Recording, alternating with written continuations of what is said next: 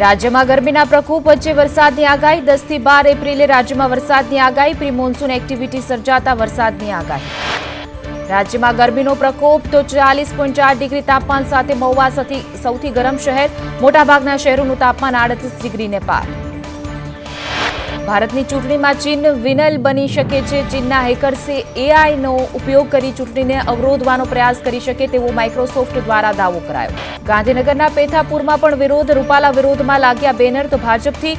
વેર નહીં રૂપાલાની ખેર નહીંના લાગ્યા નારા ગેનીબેનનું ડીએસપી મામલે વિવાદિત નિવેદન કાર્યકરો માટે જે કરવું પડશે તે કરીશું પોલીસ વિભાગ કાયદો સંભાળવાનો હોય છે કોઈ ફરિયાદ આપે તો તેની સામે કાર્યવાહી કરાય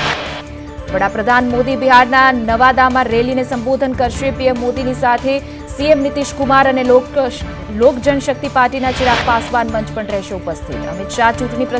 પ્રવાસના ભાગરૂપે પટના પહોંચ્યા તો ભાજપના પ્રદેશ મુખ્યાલયમાં પક્ષના પ્રદેશ અધિકારીઓ સાથે બેઠક કરી